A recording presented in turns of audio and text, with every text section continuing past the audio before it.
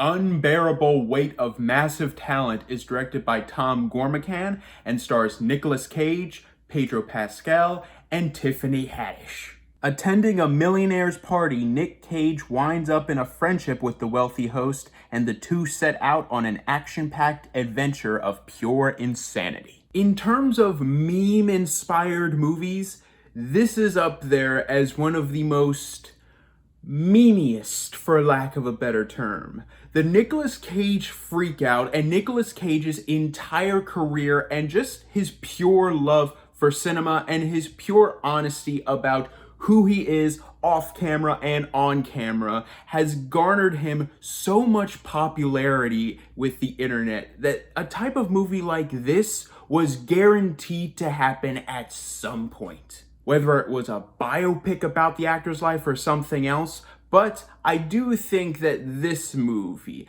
a comedy where Nicolas Cage plays himself in a high-risk action thriller, that's the type of movie fitting for an attitude like Nicolas Cage.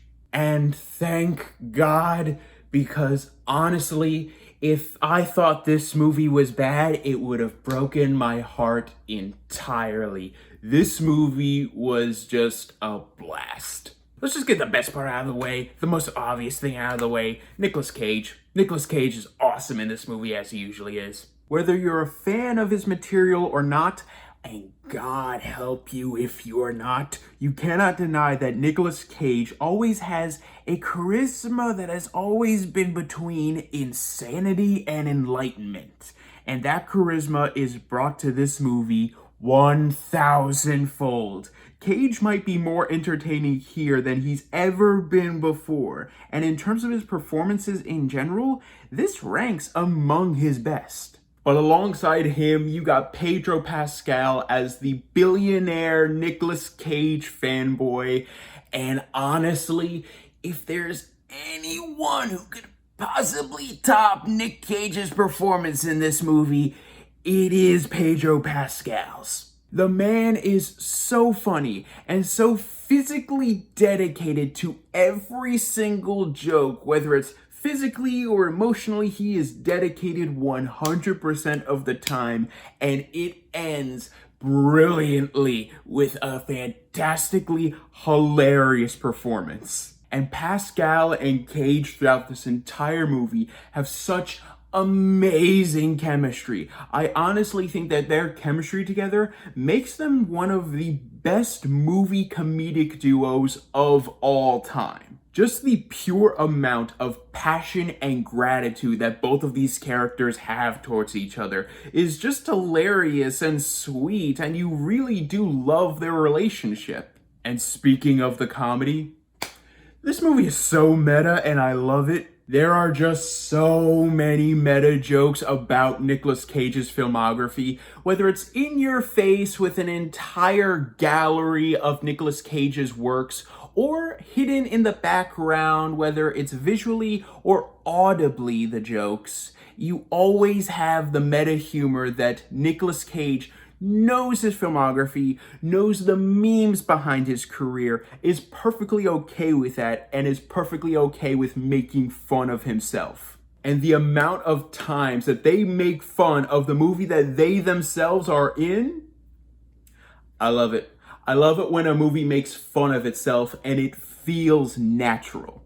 Is the movie flawless? I wouldn't go that far. I will not lie. Throughout the first 2/3 of the movie, I was really looking for things to hate about this.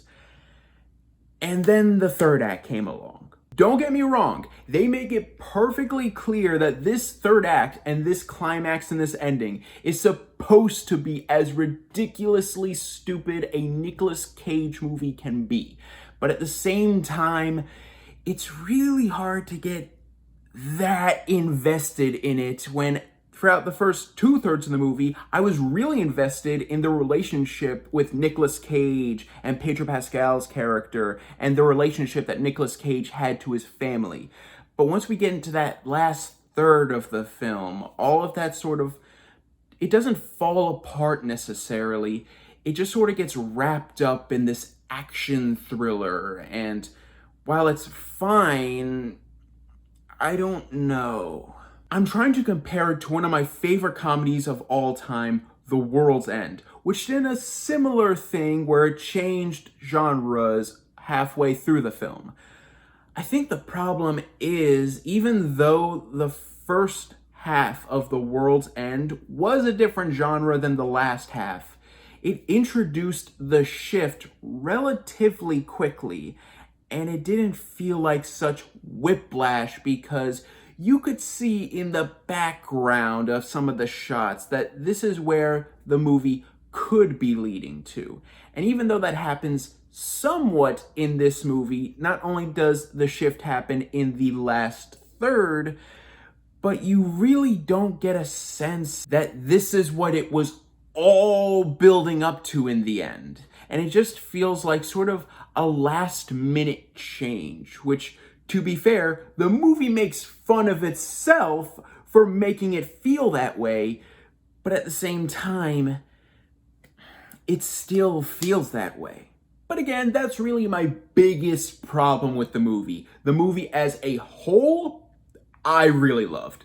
Though the wonky third act of the film did cause me to lose some interest in the story at large, the rest of the film is wholly entertaining. The acting is hilariously dedicated, the chemistry between the actors is surprisingly fantastic, the writing itself is super clever and super smart, and the self-aware tone makes even some of the film's biggest problems easier to swallow. It's a fun comedy, it's a smart comedy, and it's a comedy that puts Nick Cage back on the map in the public's mind. And in that way alone, it deserves so much recognition. I'm going to give The Unbearable Weight of Massive Talent an A. Well guys, thank you so much for watching, and let me know in the comments down below, what's your favorite Nicolas Cage movie? For me, I have to go with the classic Face Off. Thank you guys so much for watching. You guys are the best, and don't forget to click subscribe and click the bell icon down below to stay up to date on all things movie, all things TV, all things nerd. Oh, wait, I guess I should do all things TV, all things nerd.